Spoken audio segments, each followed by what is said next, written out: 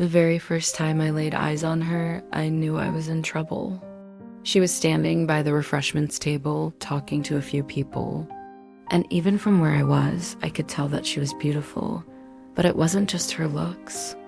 There was something about the way she carried herself, the way she made everyone else in the room seem so small. I'd been to dozens of charity galas. I knew how to work a crowd. But when I saw her, I felt like a little girl lost in a candy store. I couldn't take my eyes off of her. And if I'm honest, I wanted to be her. I tried to play it cool, walked up to her with a big smile, introduced myself.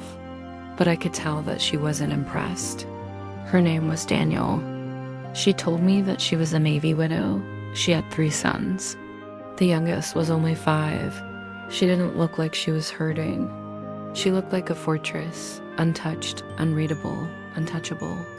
Then I heard a voice behind me say, "She doesn't need your pity, Chelsea. She needs a stiff drink." I turned around to see a woman I'd met at the gala. "That was cruel," I said. "She's got enough on her plate without having to worry about me. Besides, I don't pity her. I admire her. Strength." The woman laughed. "Oh, honey, you're gonna give her a real run for her money. You two are gonna be thick as thieves in no time." She patted my hand and walked away. I didn't believe her, but maybe I wanted to be true. So I started going to the gym again, got in shape. I dyed my hair black, got a fake nose job. I wanted to look like a supermodel, strong and beautiful on the outside, but inside I was empty. I felt like I was trying to put a round peg in a square hole. Nothing fit. Then I had an idea. I went to the nearest beauty supply store and bought a bottle of hair dye. Jet black, highest contrast. I took a deep breath, closed my eyes, and painted my hair. When I opened them, I gasped. It was too dark, too sharp. I felt exposed. Suddenly, I understood exactly what she was going through. Grief makes you vulnerable. It strips you bare. And sometimes the only thing you have left is your strength. A few days later, I called her. I wanted to apologize for what I'd said, but mostly I wanted to hear her voice. She picked up on the 3rd ring. "Hello." Her voice was soft but firm. I could hear the ocean in the background. "Hey, it's me.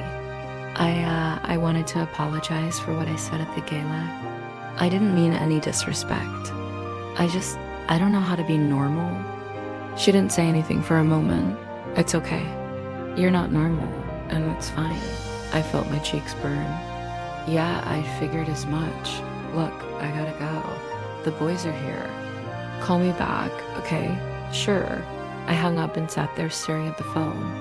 I didn't know what to do with myself. So I did what anyone else would do. I hired a private investigator. He found out that she lived in a small town an hour away. I drove there, parked down the block, and walked around the corner. She had a little house with a white picket fence. I could see the ocean from her backyard. I turned to leave, but then I stopped. I wanted to see her up close. She opened the door, and I felt my heart skip a beat. She was wearing jeans and a sweater. Her hair was pulled back, and she had no makeup on. But she was even more beautiful than I remembered. "Can I help you?" she asked.